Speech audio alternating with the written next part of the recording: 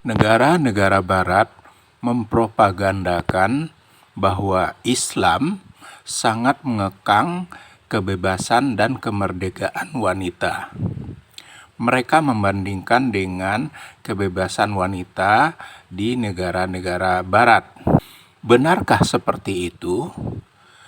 Yang jelas kita lihat di negara-negara barat tersebut, wanita dieksploitasi menjadi pemuas syahwat binatang para lelaki. Kita bisa lihat wanita dijadikan penari-penari striptis, pelayan-pelayan seks, dan untuk memamerkan aurat mereka kepada laki-laki. Dan semuanya itu untuk mendapatkan keuntungan finansial para pengelolanya. Bukankah hal tersebut membuat para wanita itu adalah orang-orang yang tidak memiliki kemerdekaan, tidak memiliki kebebasan? Perbuatan-perbuatan tersebut sama dengan apa yang dialami wanita di zaman jahiliyah dulu. Wanita diperbudak, wanita tidak dihargai, wanita diperhinakan. Sangat kontras dengan apa yang dilakukan oleh Islam dalam melindungi dan menghargai para wanita. Wanita-wanita dilindungi, dimuliakan, dan diperlakukan layaknya seorang yang punya harga diri. Sungguh sangat kontradiktif. Semoga semua umat muslim dan muslimah istiqomah dalam menjalankan syariat Islam yang melindungi dan memuliakan wanita. Berikut adalah suara kajian Ustadz Firanda Andirja. Linknya terdapat pada deskripsi. Terima kasih. Kemudian di antara bentuk penjagaan poin berikutnya yaitu adanya syariat-syariat yang diletakkan oleh syariat Islam untuk menjaga wanita. Contoh syariat jilbab. Contoh syariat jilbab. Allah mengatakan, wahai Nabi, katakanlah kepada istri-istrimu, kepada putri-putrimu, dan kepada nisa al-mu'minat, para wanita-wanita mukminah, hendaknya mereka julurkan jilbab mereka. Buat apa? Dzalika adana ayyurafna. Hal ini agar mereka diketahui, oh ini wanita muslimah, oh ini wanita berhijab. Fala yu'zain, maka mereka tidak diganggu. Kalau seorang wanita muslimah pakai baju yang rapi, terjaga, laki-laki enggak berani diganggu, apalagi rapi, tidak menor-menor, orang segan. Tapi kalau buka-bukaan dilihat oleh para laki dengan pandangan hewan, nafsu yang bergejolak, hina wanita tersebut, hina. Allah suruh pakai jilbab sehingga dia menjadi wanita yang mulia, tidak sembarang orang bisa memegangnya. Yang memegang dia harus serius, mahal, harus datang ke rumah orang tuanya, harus ngelamar, menunjukkan keseriusannya baru dikasih. Kalau di barat semuanya boleh pegang, semua colek, pakai duit selesai, bawa pulang ke rumah, dizinain, ganti laki-laki, jadi barang dagangan kayak hewan diperjualbelikan.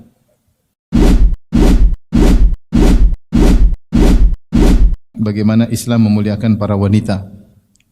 Tentunya negeri barat, negeri-negeri non-muslim, negeri-negeri kafir mempropagandakan bahwasanya mereka adalah negeri-negeri yang sangat memuliakan wanita dengan memberikan kebebasan sebebas-bebasnya bagi para wanita. Sebaliknya mereka menuduh Islam adalah agama yang membelenggu wanita, menghilangkan kebebasan para wanita, dan demikian tuduhan-tuduhan banyak yang mereka lontarkan. Tentunya kita sebagai orang beriman, kita tahu itu semua tuduhan-tuduhan palsu, ya, karena kita saja sebagai suami, sebagai ayah dari putri-putri kita, sebagai anak dari ibu kita, tentunya ini kebohongan besar. Justru Islam secara kasat mata telah mengajarkan bagaimana pemuliaan terhadap para wanita. Bahkan sebagian bapak-bapak saking begitu memuliakan istrinya sampai takut sama istrinya. Sampai ATM-nya yang pegang apa? Istrinya. Benar atau tidak? Benar. Tidak semua tapi banyak. Ini memuliakan apa lagi? Ini sangat memuliakan apa? Wanita, ya. Tapi kalau kita bicara kenyataan bahwasanya penghinaan terhadap wanita ditinjau dari zaman jahiliyah sangat luar biasa sebelum datang Islam. Kita tahu bahwa di zaman jahiliyah wanita sangat dihinakan, tidak dikasih warisan. Bahkan kalau ada seorang meninggal kemudian istrinya maka diserahkan kepada anaknya. Anaknya mau nikahi, anak laki-lakinya mau nikahi atau mau dibiarin atau mau diapain, seakan-akan warisan dari bapaknya, wanitanya. Dia sendiri tidak dapat warisan. Wanita tersebut kalau dia meninggal diwariskan kadang kepada anaknya. Belum lagi kalau kebiasaan sebagian orang Arab kalau punya anak perempuan langsung dibunuh ya. Wa idza busyira ahadum bil unsa dhalla wajhu muswaddan wa huwa kadhim yatawara minal qaumi minas su'i ma busyira bihi ayumsikuhu ala hunin am yadussu fit turab. Kata Allah Subhanahu wa taala, jika diberi kabar bahwasanya anaknya yang lahir adalah perempuan, maka dia pun marah, kemudian dia malu, saking malunya dia sembunyikan anaknya dari masyarakat. Cuma dua pilihan di depan dia, dibunuh langsung ya, seketika itu pula dikubur hidup-hidup, atau ditunda. Au yumsiku ala hunin, nanti setelah umur 7 tahun atau 8 tahun dimasukkan dalam sumur kemudian ditutup hidup-hidup. Makanya dikenal dengan wa'dul banat, yaitu membunuh anak putri. Karena mereka tidak suka punya anak putri. Pertama, anak putri tidak bisa diajak untuk berperang karena orang-orang Arab jahiliyah dahulu sukanya berperang. Mereka butuh anak laki-laki untuk bisa berkuasa, berperang dan selanjutnya. Kemudian anak laki-laki digunakan untuk mencari nafkah. Perempuan hanya merepotkan bagi mereka sehingga kemudian dihinakan oleh mereka. Dan banyak bentuk-bentuk penghinaan dilakukan di zaman jahiliyah. Kemudian muncul jahiliyah modern ya, di negeri-negeri non-muslim ya, yang mereka mengaku bahwasanya mereka memberikan kemerdekaan kepada wanita dengan semerdeka-semerdekanya, namun kenyataannya wanita hanyalah sebagai bahan jualan, alat perdagangan yang digunakan untuk mencari harta sebanyak-banyaknya oleh para lelaki ya. Dikeluarkanlah wanita dari kesenangannya menjadi seorang ibu rumah tangga, seorang istri yang dimuliakan, seorang mama yang senang mengurusi anak-anaknya, dari kebahagiaan yang kodratnya sebagai seorang istri atau sebagai seorang ibu, dikeluarkan kemudian dijadikan sebagai bahan jualan, tubuhnya dijadikan bahan jualan untuk kepentingan para lelaki. Kalau kita lihat bagaimana sikap wanita disikapi di negeri-negeri kafir, sungguh mengerikan. Ya, sampai ada istilah dikatakan wanita itu seperti bis kota, siap dinaiki oleh siapa saja, siap dikendarai oleh siapa saja. Siapa yang menyentuh, silakan menyentuhnya. Tidak ada nilainya, tidak ada harganya. Ya, sebagian wanita dijadikan penari telanjang, jadi penari telanjang. Kemudian dikasih uang ditelanjangi, dijual dipertontonkan oleh para laki dengan syahwat yang mungkin lebih daripada syahwat hewan ya. Ya, lebih dari syahwat yang seharusnya mengerikan, kemudian menjadikan wanita sebagai bahan tontonan demi memuaskan syahwatnya. Apakah ini wanita merdeka? Ini tidak merdeka, wanita terhina. Bayangkan kalau kita punya keluarga ya, kemudian ditonton oleh para laki, bukankah terhina? Terhina atau tidak? Terhina, kayak kita nggak bisa kasih makan, kemudian dia dijual, dipertontonkan, dikasih duit, joget-joget. Itu terjadi di sana ya. Bahkan saya pernah di Eropa ya, suatu kota ya, dibilang situ ada kota tersebut, sebut namanya, saya tidak mau sebut, nanti antum ikut ke sana ya. ada nama tempat, saya alhamdulillah tidak lewat situ. Karena waktu saya ke situ dia bilang, "Ustaz ke situ enggak?" Enggak, alhamdulillah ya. Itu saya diceritain, subhanallah, ada jalan perempuan telanjang di etalase terbuka. Orang lihat terbuka, perempuan telanjang semua. Nanti kalau masuk bayar sekian, mau dizinai bayar sekian. Kalau mau ini bayar lagi. Enggak mahal-mahal, cuma beberapa, artinya tidak mahal. Subhanallah, seperti itulah dieksploitasi wanita sehingga tidak ada nilainya sama sekali. Ini di mana? Di luar negeri. Di luar negeri ya. Di sana juga ada disebutkan, saya baca ini bagaimana wanita telanjang untuk mencuci mobil, jadi bayarnya lebih mahal karena ada wanita telanjang nyuci mobil ya. Ngeri. Maksudnya terhina sehina-hinanya. Zina tersebar di sana. Zina tersebar di sana. Wanita di sana Ada yang di suatu daerah kalau sudah umur 16 tahun, 17 tahun suruh keluar dari rumah, suruh kerja. Jadi bapaknya sudah tidak mau tanggung jawab lagi untuk ngurusi kehidupannya, suruh kerja. Kalau enggak suruh bayar, ikut bayar tempat kos atau apartemen disuruh ikut bayar. Wanita di sana kalau tidak berzina dihina ya. Jangan wanita, laki-laki juga demikian. Saya punya kawan di Eropa, punya anak SMA. Dia tanya sama saya. Kemarin saya ketemu lagi, dia hajian apa umrah saya lupa, ketemu. Anaknya itu udah SMA, belum pernah berzina, dibully sama teman-temannya. Dianggap ketinggalan zaman, tidak tahu dunia, dibully sampai dia tersiksa. Dia bilang dia mau berzina karena supaya tidak dibully oleh teman-temannya. Bayangkan. Ya, karena di sana wanita semua dizinai. Bahkan disebutkan sini bagaimana seorang lelaki dalam waktu yang sama dia berzina bisa, artinya dia punya pasangan bisa 29 wanita. Bisa sampai belasan wanita ya.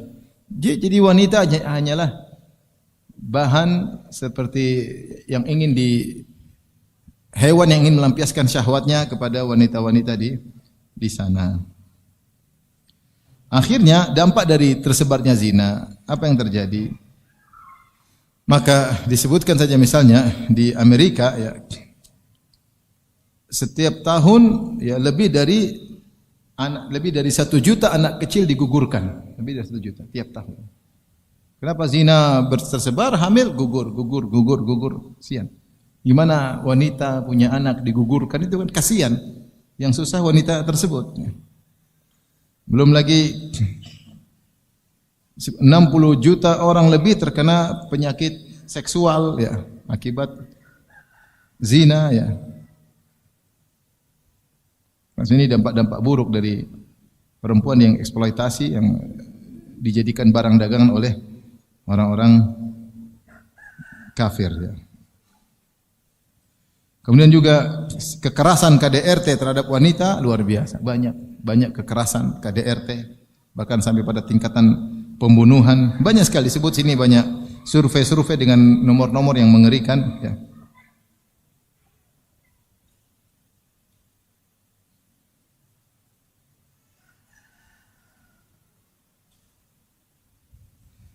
Kemudian wanita tadi dijadikan barang dagangan ya.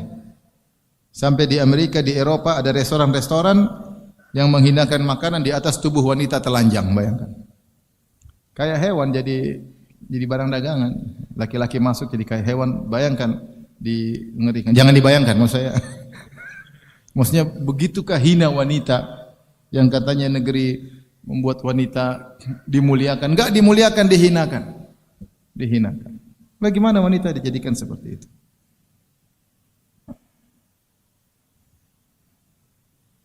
Ini para wanita tadi telanjang mencuci mobil, bayangkan, cuci mobil harus seperti itu. Maka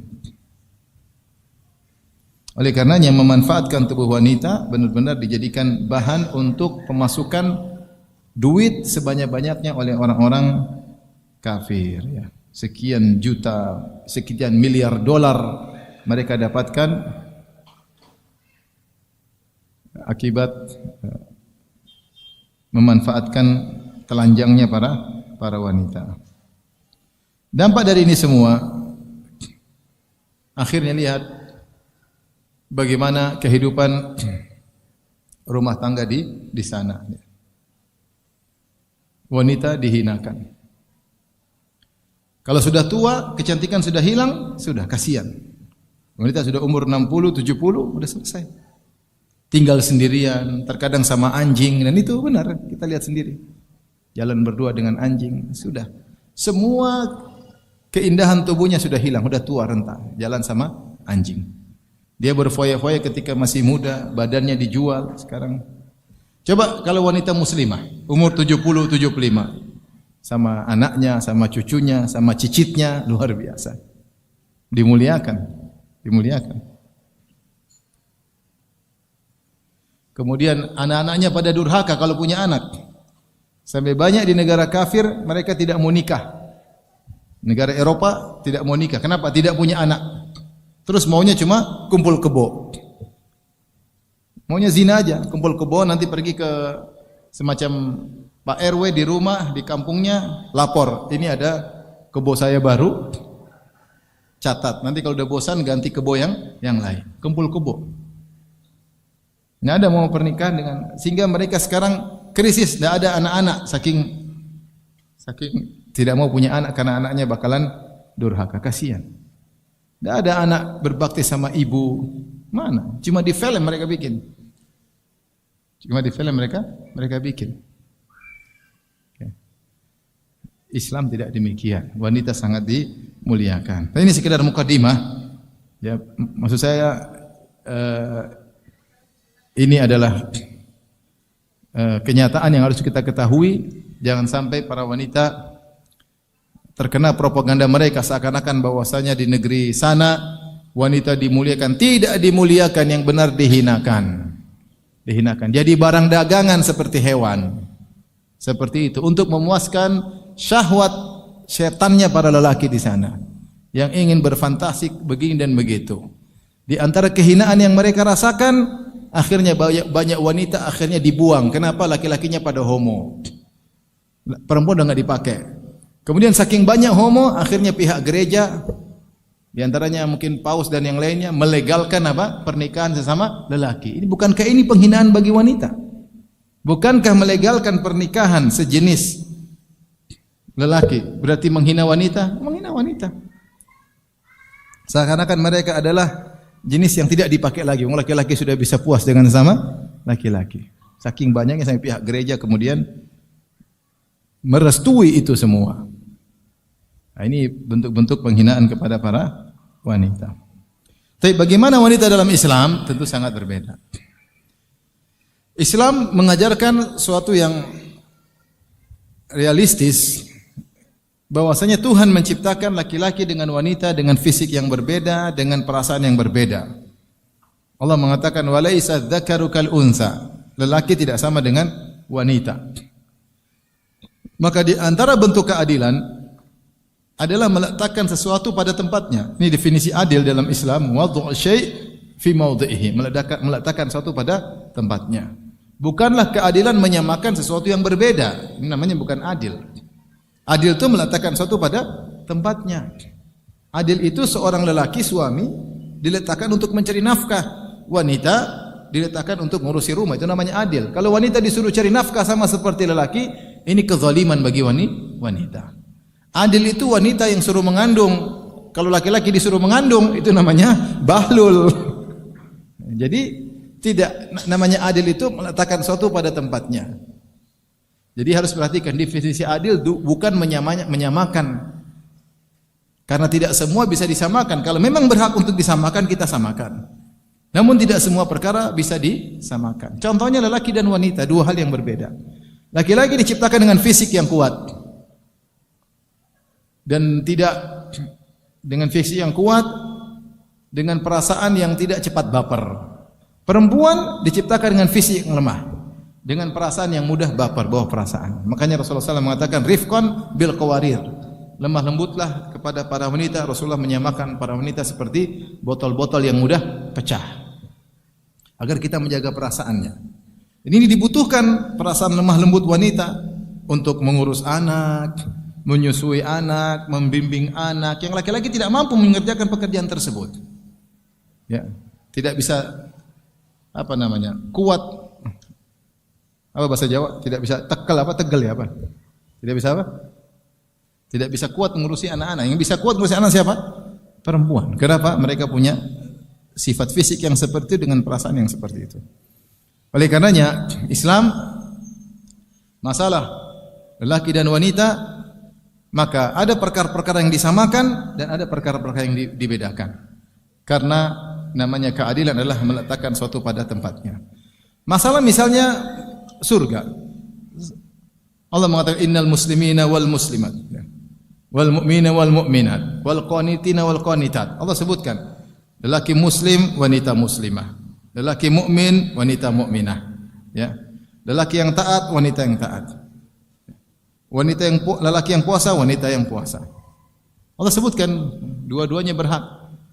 Sampai Allah mengatakan lelaki yang menjaga kemaluan, wanita yang menjaga kemaluan. Wadzakirinallah katsiran wadzakirat. Lelaki yang banyak berzikir kepada Allah, wanita yang banyak berzikir kepada Allah. A'addallahu lahum maghfiratan wa ajran adzim. Allah siapkan bagi mereka, lelaki maupun wanita, ampunan dan ganjaran yang besar. Allah gandengkan lelaki perempuan, sama-sama berhak untuk beramal soleh.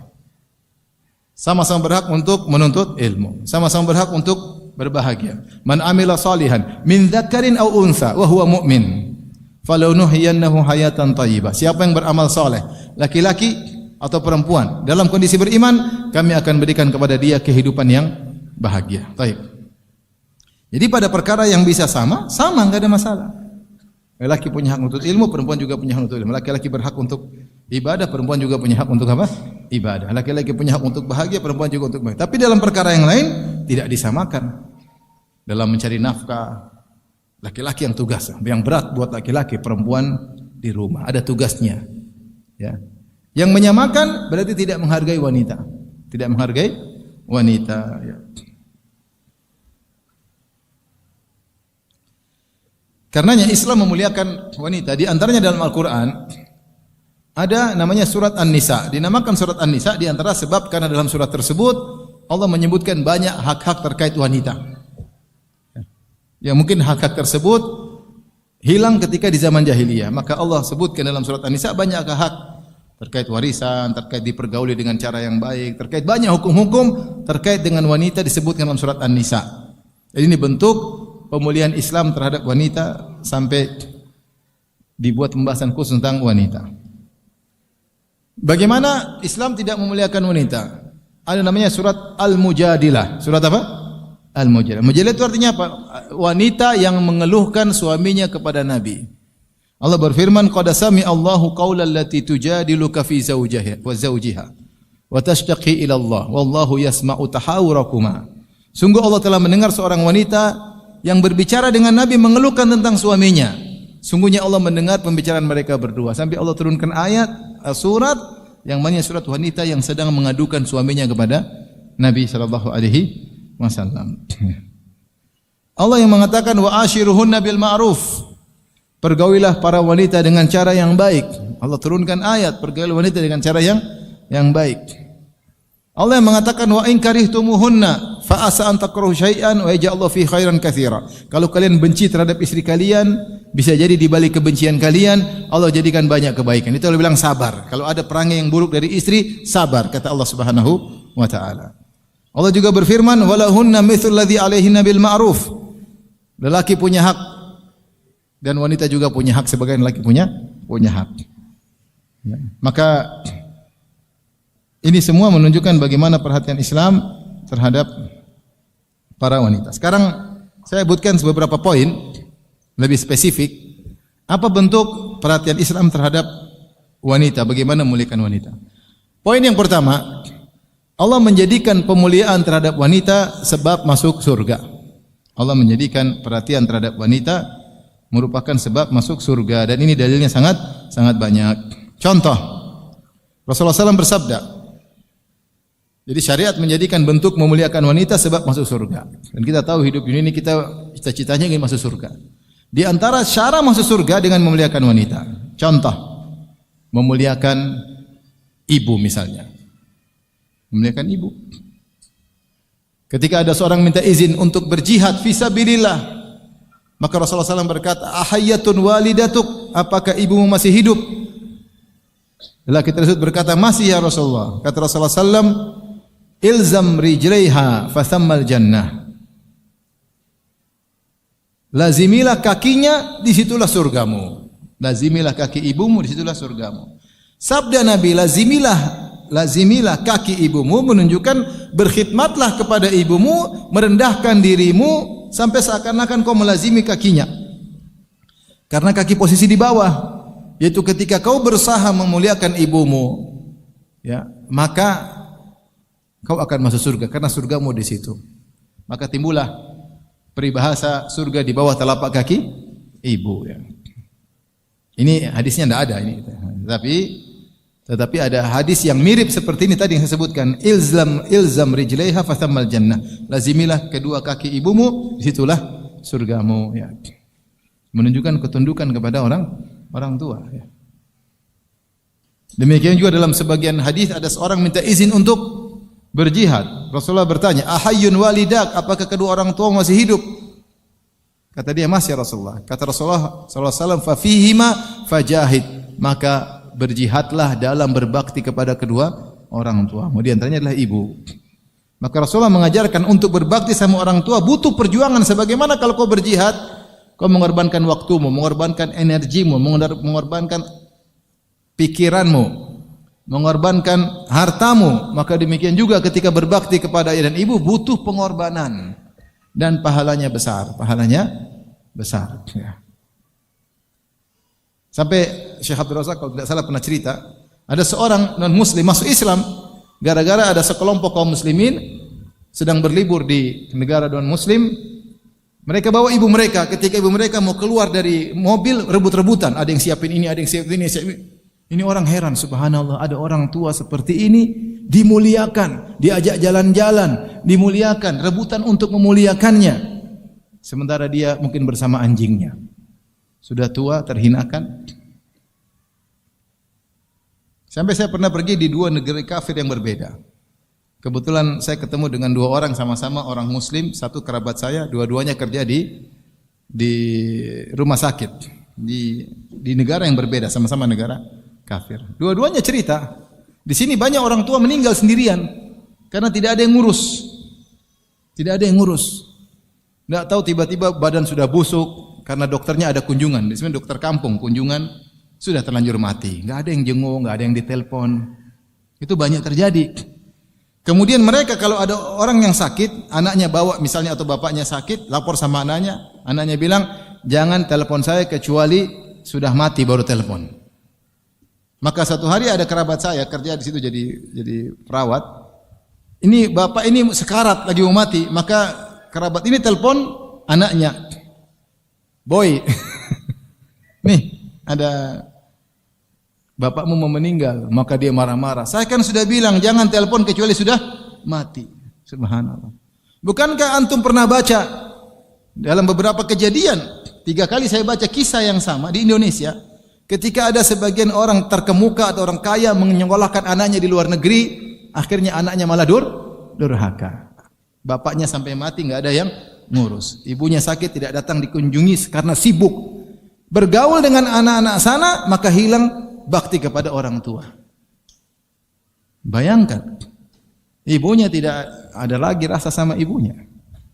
Coba dalam Islam, bagaimana ibu dihormati luar biasa. Allah jadikan surga di kaki ibu. Membangkang masuk neraka kata Allah Subhanahu wa taala. Di ajaran agama mana seperti itu kalau bukan di Islam? Bahkan bukan cuma ibu, al-khalah, bibi. Apa kata Nabi sallallahu alaihi wasallam? Al-khalatu bimanzilatil Bibi kedudukannya seperti ibu. Ini dalam hal hadanah. Kalau ada anak ibunya enggak ada, maka yang paling utama merawat adalah bibinya. Datang dalam sebagian hadis, ada seorang yang berbakti kepada ibunya tidak ada. Rasulullah tanya, "Ada khalahmu?" Ada. Ya. Kalau kita ibu sudah meninggal, hendaknya kita berbakti kepada bibi-bibi kita, saudari-saudari ibu. Bayangkan kemuliaan. Taib. Ngurus anak perempuan sebab masuk surga. Apa kata Nabi sallallahu alaihi wasallam? "Man butuliya minal banati bi syai'in fa ahsana ilaihinna kunna lahu sitran minan nar." Siapa yang diuji dengan anak-anak perempuan, ngurus anak perempuan tidak seperti ngurus anak laki-laki. Yang punya anak tentu ngerti. Anak perempuan lebih perasa, lebih diperhatikan, lebih dijaga. Hati-hati ada laki-laki yang buaya darat sama macam-macam lelaki yang tidak benar, dijaga. Lebih dicarikan pasangan. Ya. Saya waktu ke salah satu negeri kafir ada ketemu dengan kerabat-kerabat. Ada yang bilang, "Ini om lagi cari halal boy." Halal boy. Di sana haram boy kebanyakannya sudah pada berzina. Pingin cari halal boy. Remaja yang belum berzina untuk jadi suami. Hampir tidak ada. Semuanya di sana adanya haram boy. Semua sudah zina. Bayangkan yang belum berzina dibully. Gimana? Ngeri. Ini ngurus anak, siapa yang ngurus anak-anak perempuan, maka anak perempuan ini akan menjadi penghalang dari api neraka jahanam. Luar biasa. Mungkin bapaknya tukang maksiat, Mungkin bapaknya nakal, masuk neraka tidak jadi. Kenapa? Anak perempuannya memberi syafaat, menghalangi ayahnya dari neraka jahanam. Bayangkan mengurus anak perempuan sebab untuk masuk surga, sebab untuk selamat dari neraka jahanam. Rasulullah SAW juga bersabda, "Man ala jariyataini hatta tablugha jaa yaumil qiyamati ana wa huwa." Siapa yang ngurusin dua anak perempuan sampai balik, maka saya dan dia seperti ini pada hari kiamat kelak. Dapat surga yang tinggi karena Rasulullah mengatakan saya dan dia datang pada hari kiamat barengan, berarti surganya tinggi. Gimana ngurus dua anak perempuan sampai balik? Bayangkan. Makanya Allah ketika menyebut tentang anak-anak, yang pertama Allah sebutkan anak perempuan. Kata Allah, yahabu liman yasha'u inatha wa yahabu liman yasha'u dzukur. Allah menganugerahkan kepada sebagian manusia anak-anak perempuan dan Allah menganugerahkan kepada sebagian manusia anak laki-laki. Disebutkan wanita sebelum laki-laki agar diperhatikan. Agar diperhatikan. Baik. Ini terkait dengan anak perempuan. Bagaimana lagi dengan istri? Luar biasa, istri. Allah menjadikan surga pada suami yang berbuat baik kepada istrinya. Allah menjadikan keterbaikan di sisi Allah pada lelaki yang terbaik bagi istrinya. Rasulullah SAW bersabda, khairukum li ahlihi wa ana khairukum li ahli. Sebaik-baik kalian di sisi Allah adalah yang terbaik bagi istrinya dan aku suami yang terbaik. Ya, aku suami yang terbaik bagi istriku. Maka bapak-bapak kalau ingin menjadi terbaik di sisi Allah, yaitu surganya tinggi, jadi terbaik bagi istri. Makanya di antara sifat Rasulullah SAW mencari keridhaan istrinya, ingin menyenangkan apa? Istrinya. Itu sifat dasar Nabi SAW. Sampai suatu hari Rasulullah SAW berbuat kesalahan, menghalalkan madu gara-gara ingin menyenangkan istrinya, sehingga Allah beri teguran. Kata Allah, ya ayuhan nabi, lima tuharrimu ma ahallallahu laka tabtaghi mardata azwajik. Wahai Nabi, kenapa kau menghalalkan kenapa engkau mengharamkan apa yang Allah halalkan, yaitu kau haramkan madu. Karena Nabi ketika pulang ke rumah Aisyah atau Hafsah, kemudian Nabi habis minum madu, maka dikatakan kepada Nabi, ya Rasulullah, kok bau enggak enak ini? Seperti bau maghafir, seperti bau tumbuhan maghafir yang baunya enggak enak. Kata Rasulullah, saya habis minum madu. Oh, ternyata bikin bau enggak enak ya? Kalau gitu saya tidak mau minum madu demi menyenangkan istri. Allah tegur. Tapi saya ingin sampaikan bahwasanya kebiasaan Nabi ingin menyenangkan apa? Istrinya. Maka seorang berusaha menyenangkan istrinya pada perkara-perkara yang dihalalkan oleh Allah Subhanahu wa taala. Kalau sudah yang haram maka tidak boleh. Maka tidak boleh. Kenapa? Kalau kita sampai menjadi terbaik bagi istri kita, kita menjadi terbaik di sisi Allah Subhanahu wa taala. Maka berusahalah suami menjadi seorang suami yang kalau istrinya ditanya, "Mbak, suamimu bagaimana, Mbak?" "Suami saya terbaik di dunia." Masya Allah. Nah, itu kalau sudah begitu surganya tinggi. Suaminya bagaimana, ukhti? Masya Allah, luar biasa. Saya tidak bisa ceritakan dengan kata-kata. Subhanallah. Itu insya Allah surganya apa? Tinggi. Gimana suaminya? Masya Allah, amit-amit. Udah itu repot. Oleh karenanya, bagaimana bentuk pemuliaan syariat terhadap seorang wanita sampai Allah menjadikan keterbaikan seorang lelaki pada wanita tersebut, sikapnya terhadap wanita tersebut. Demikian juga Nabi menjadikan keimanan, tingkat iman seorang terkait dengan sikap sang lelaki terhadap wanita. Kata Rasulullah SAW, akmalul mu'minina imanan ahasinukum akhlaqa wa khiyarukum linisaikum. Orang yang paling sempurna imannya adalah yang paling baik akhlaknya dan yang terbaik di antara kalian yang terbaik bagi istrinya. Iman. Kenapa bisa demikian? Karena ketika orang berbuat baik sama istrinya, itu akhlaknya yang sesungguhnya. Dia taat kepada Allah Subhanahu wa taala. Dia kalau mau gampar bisa, dia kalau mau zalimi bisa, tapi dia sayang karena Allah Subhanahu wa taala. Dia muliakan karena Allah, dia belikan karena Allah, dia temani karena Allah. Dia ajak ngobrol karena Allah. Maka bagaimana dia tidak menjadi lelaki terbaik di sisi Allah? Sadarkah kalian bapak-bapak akan hal ini? bahwasanya menjadi suami terbaik menjadikan kita sebagai suami menjadi lelaki terbaik di sisi Allah Subhanahu wa taala. Maka kita harus berjuang untuk jadi suami yang baik, sabar ya. Baik. Rasulullah SAW yang bersabda, "Istausu bin nisa'i khaira." Hendaknya kalian saling berwasiat untuk berbuat baik kepada para istri. Rasul yang suruh. Rasul yang berkata ketika ada sebagian istri-istri sahabat dipukul oleh suaminya. Maka mereka pun datang pergi ke rumah Nabi ngelapor. Rasulullah bersabda, "Laqad tafa bi ali baiti Muhammadin nisa'un yashkuna azwajahunna laisa ulaika bi khiyarikum." Sungguh telah datang para ibu-ibu ummahat pergi ke rumah istri-istriku, mereka mengeluh tentang suami mereka, yaitu mereka pukul istri suami mereka, mukul mereka. Kata Rasulullah SAW, "Laisa ulaika bi khiyarikum." Sungguhnya suami-suami tersebut bukan lelaki-laki yang baik, bukan laki-laki yang terbaik. Kata Rasulullah SAW, "Khiyarukum la yadrib." Lelaki terbaik di antara kalian tidak memukul istrinya. Padahal syariat boleh mukul, membolehkan untuk mukul istri jika sudah mulai tahapan-tahapan, tapi itu bukan pilihan yang terbaik. Itu kalau sudah darurat, boleh mukul istri dengan pukulan mendidik, bukan pukulan mematikan atau melampiaskan dendam, tidak, pukulan mendidik. Jika tidak bisa berubah, ceraikan. Kalau enggak, bersabar. Bagaimana syariat tidak memuliakan istri? Allah lah yang berfirman dalam Al-Quran, "Wa ashiruhunna bil ma'ruf."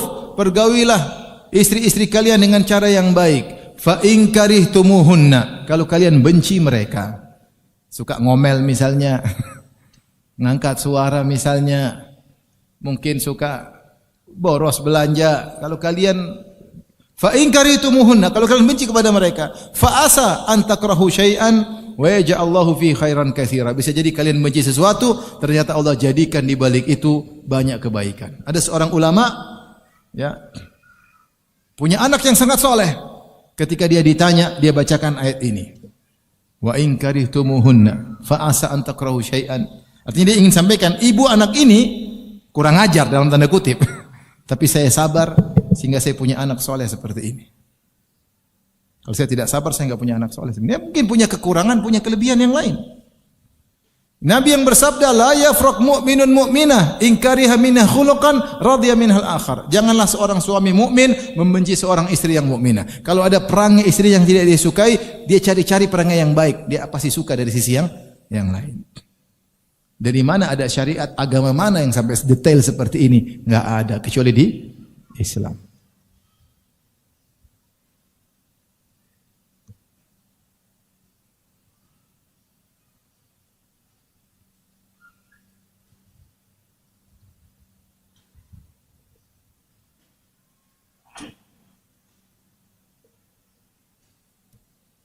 Baik. Demikian juga di antara sebab masuk surga, bagaimana syariat Islam menyuruh untuk perhatian terhadap janda. Benar atau tidak? Benar. Rasulullah SAW mengatakan, "As-sa'i 'alal armalah wal aitam awil yatim wal armalah kal mujahid fi sabilillah." Seorang yang berusaha untuk berbuat baik untuk wanita janda dan anak yatim seperti orang berjihad fi sabilillah. Awil kal qaim alladhi la yaftur was shaim alladhi la yuftir. Atau seperti orang yang salat malam tidak pernah capek, atau orang yang puasa tidak pernah berbuka. Masya Allah, pahalanya luar biasa. Kalau ngurusin janda, makanya semangat ngurus janda. Sampai disebutkan oleh Ibnu Battal, dia mengatakan, jika kamu ingin dapat pahala jihad tanpa harus melangkahkan kakimu ke medan pertempuran, tanpa harus menaiki tungganganmu ke medan pertempuran, tanpa harus mengangkat pedang, tanpa harus melawan rasa takut, ingin dapat pahala jihad, urus janda. Kok senyum-senyum? Urus janda, biasa. Dulu ada seorang ustadz saya kenal. Ada kawan saya meninggal, kemudian ninggalin istri dan punya anak-anak yatim. Ustadz itu langsung, tidak bisa, ini kesempatan, jangan ditinggalkan. Menikahi janda dapat bonus anak yatim. Ibu jangan salah paham, ya cuma cerita ya. Dapat janda bonus anak yatim. Subhanallah. Rasulullah mengatakan siapa yang ngurus janda anak yatim seperti jihad fi sabilillah. Ternyata terlambat, sudah ada yang duluan. Subhanallah. Lama-lama berpisahlah laki-laki itu dengan sang wanita, akhirnya ketemu juga. Kalau namanya rezeki tidak akan lari. Subhanallah. Dia niat dari awal, sudah niat nih, saya akan kesempatan tidak akan saya tinggalkan. Ternyata dia dapat belakangan. Ya. Makanya kalau kita mohon maaf, kalau kita lihat tentang kisah para sahabat, tidak ada janda yang nganggur dalam tanda kutip, tidak ada. Baru meninggal suaminya, ditunggu masa idahnya selesai, langsung ada yang ngelamar. Ada yang cerai, masa idahnya habis, langsung ada yang ngelamar. Karena pahala ngurus janda. Tapi maksudnya tidak harus dinikahi, enggak harus. Tapi kalau dinikahi lebih bagus, tapi tidak semua orang bisa karena berat. Tapi maksud saya, bayangkan bagaimana syariat menjadikan pasang pahala besar untuk ngurusi janda. Dalam agama mana ada seperti ini? Ayo, dalam agama mana? Bagaimana tidak perhatian Islam terhadap para wanita sampai janda diperhatikan? Makanya saya punya kawan ada bikin rumah janda, masya Allah. Saya pernah datang ke rumah tersebut, masya Allah janda banyak sekali. Lagi janda tua-tua banyak, masya Allah. Luar biasa ya, syariat Islam luar biasa. Taib. Kemudian juga bagaimana, ini sisi pertama, Allah menjadikan berbuat baik pada wanita sebab masuk surga, dipasang pahala yang banyak. Poin kedua di antara bentuk syariat Islam, perhatian Islam, pemulihan Islam terhadap wanita, bagaimana Islam memperhatikan masalah hak kepemilikan wanita. Makanya dalam pernikahan ada namanya mahar. Mahar itu wajib. Allah mengatakan wa atuhunna shadaqatihinna nihlah.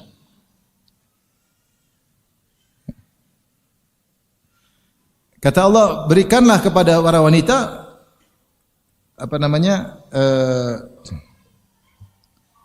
wa atun nisaa shadaqatihinna nihlah. Shadaqatihinna nihlah. Kata Allah, berilah kepada para wanita wa atun nisaa shadaqatihinna nihlah, yaitu berikanlah mahar mereka dengan kerelaan hati. Engkau kalau menikah sebut mahar, harus kau penuhi, enggak boleh. Enggak boleh kau tidak penuhi. Misalnya seorang menikah, walinya berkata, saya nikahkan engkau dengan putriku dengan mahar 1 miliar, dibayar hutang. Saya terima maharnya 1 miliar dengan dibayar apa? Hutang. Maka wajib bagi lelaki ini untuk bayar 1 miliar tersebut. Kalau dia sudah gauli, kemudian dia cerai, tetap harus bayar 1 miliar. Meskipun sudah dicerai. Hutang itu hak wanita. Mahar disebutkan, wajib ditunaikan. Kalau sudah sepakat dengan satu nominal, harus ditunaikan karena itu hukumnya wajib. Taib. Islam juga memperhatikan, misalnya masalah waris. Sebutkan waris wanita begini, ada aturannya. Apakah dia sebagai ibu? Ada aturannya. Entah 1/3, entah 1/6. Atau dia sebagai anak perempuan, bisa jadi setengah, bisa jadi gabung 2/3. Atau dia sebagai saudari perempuan, atau dia sebagai apa, ada saja ya, ada hukum-hukum warisannya. Ada hukum warisannya ya. Oleh karenanya wanita dijaga masalah kepemilikannya. Kemudian juga di antara bentuk pemuliaan Islam terhadap wanita, yang disuruh cari nafkah laki-laki, bukan perempuan. Tidak ada perempuan jual tubuhnya di luar, memamerkan kecantikannya supaya dibayar oleh orang seperti hewan-hewan yang ada di luar negeri. Tidak ada. Perempuan dimuliakan. Makanya Allah berfirman tentang Nabi Adam, ini di antara dalil yang menakjubkan. Allah mengatakan ketika Nabi Adam di surga sama Hawa, kata Allah Subhanahu wa taala ya, tentang iblis, kata Allah, fala tukhrijannakum hina ahda adu laka wa li zawjik. Iblis ini adalah musuh bagimu hai Adam dan bagi istrimu. Adu laka wa li zawjika fala yukhrijannakuma minal jannati fatashqa. Dalam surah Toha, di akhir surah Toha. Maka jangan sampai iblis ini mengeluarkan kalian berdua dari surga, maka kau akan sengsara. Ketika Allah mengatakan kau akan sengsara, Allah menggunakan kata ganti kedua tunggal kepada Adam. Jangan sampai kalian berdua turun ke bumi, kau yang sengsara wahai Adam. Kata para ulama, karena Adam yang diharuskan cari nafkah buat Hawa. Allah tidak mengatakan fatashqaya, maka kalian berdua yang akan sengsara. Tidak. Allah mengatakan fatashqa, kau akan sengsara wahai Adam. Sebenarnya mengatakan kenapa? Karena Adam yang harus sengsara, yang cari nafkah buat Hawa. Hawa di rumah. Dia putri di rumah. Permaisuri di rumah, suami yang cari nafkah. Itu dalam Islam seperti itu. Bukan wanita dieksploitasi, dipaksa cari nafkah. Suaminya ongkang-ongkang kaki, cuma ngurus burung, enggak. Suami kerja, istri yang di rumah, punya tugas mulia, ngurusin anak-anak, ngurusin rumah, untuk membina generasi yang mulia, berakhlak mulia. Siapa yang bisa menjalankan itu? Istri. Oleh karenanya, yang wajib mencari nafkah adalah laki-laki. Makanya dalam Islam diatur, yang wajib beri nafkah kepada wanita, suami wajib beri nafkah, nafkah lahir, nafkah batin. Nafkah lahir, sandang pangan papan harus disediakan oleh lelaki. Makan harus jelas, tergantung tradisi sang wanita. Kalau dia dari daerah yang makan 2 kali sehari, wajib bagi suami kasih makan 2 kali sehari. Paginya minum teh. Ada yang seperti itu. Kalau dari daerah yang wajib makan 3 kali sehari, wajib bagi suami untuk kasih makan 3 kali sehari. Wajib bagi laki, bukan sunnah, wajib kasih makan istrinya. Kalau istrinya sudah gemuk, berarti sudah berhasil. Wajib membelikan pakaian, pakaian keluar, pakaian di rumah, pakaian kalau ada walimah, silakan kalau punya kemampuan belikan pakaian yang wajar, bil ma'ruf. Tempat tinggal, dia punya tempat tinggal yang privasi. Dia punya hak untuk tinggal sendiri, tidak digabungkan dengan keluarga suami, tidak digabungkan dengan istri yang lain. Dia punya hak privasi. Ini hak istri yang harus ditunaikan oleh suami, masalah keuangan. Dalam Islam diatur dengan rapi untuk menjaga hak wanita. Menjaga hak wanita. Ya. Terkait dengan nafkah. Jadi yang wajib cari nafkah adalah lelaki. Saya diceritakan oleh sebagian kawan di negara barat, orang-orang barat. Kata mereka aneh di sini, saya sejak kecil di sana. Di sini aneh Ustaz. Kita itu kalau ada laki-laki pacaran sama perempuan, ini bicara nakal-nakalnya. Nanti mereka pergi ke restoran, pacaran nih. Nanti makan, laki-laki bayar sendiri, perempuan bayar sendiri. Bayangkan, belum kawin aja sudah begitu. Jadi pacaran bayar sendiri-sendiri. Benar, iya ini pacaran bayar sendiri. Udah pacaran haram, pelit lagi. Benar, teman saya lagi tinggal di Eropa cerita. Saya dulu saat waktu kuliah di sana ada acara ulang tahun. Dia undang, silakan datang acara ulang tahun saya siapkan kue tart, kalian bawa minum sendiri-sendiri ya. Jadi mereka datang bawa minuman sendiri-sendiri, cuma dia hidangkan kue tart. Begitu. Makanya kalau ada acara makan bersama Ramadan, mereka heran, Masya Allah. Orang Islam bagi-bagi apa? Makanan. Mereka hidup sering egois sendiri. Kadang istrinya suruh bayar sendiri. Makan restoran sendiri bayar sendiri. Ini benar enggak main-main, bayar sendiri. Islam tidak. Yang pegang ATM istrinya gimana?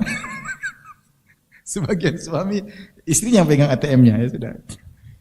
Maksudnya kita dalam Islam, suami yang bertanggung jawab atas makan dan minum, nafkah lahir, istri, sandang pangan, papan. Ini menunjukkan Islam perhatian terhadap wanita.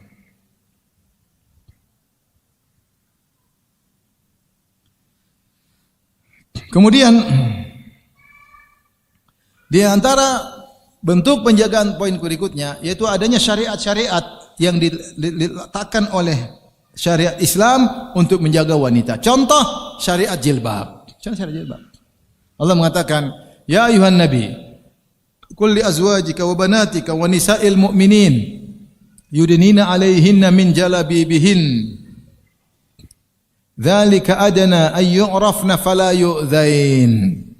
Wahai Nabi, katakanlah kepada istri-istri kalian dan kepada putri-putri kalian, wahai Nabi, katakanlah kepada istri-istrimu, kepada putri-putrimu dan kepada nisa al-mu'minat, para wanita-wanita mukminah, yudnina 'alaihinna min jalabibihin, hendaknya mereka julurkan jilbab mereka.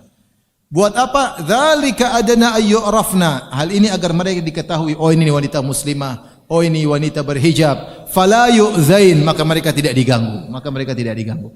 Kalau seorang wanita muslimah pakai baju yang rapi, terjaga, laki-laki enggak berani diganggu, apalagi rapi, tidak menor-menor, orang segan. Tapi kalau buka-bukaan dilihat oleh para laki dengan pandangan hewan, nafsu yang bergejolak, hina wanita tersebut, hina. Allah suruh pakai jilbab sehingga dia menjadi wanita yang mulia, tidak sembarang orang bisa memegangnya. Yang memegang dia harus serius, mahal, harus datang ke rumah orang tuanya, harus ngelamar, menunjukkan keseriusannya baru dikasih.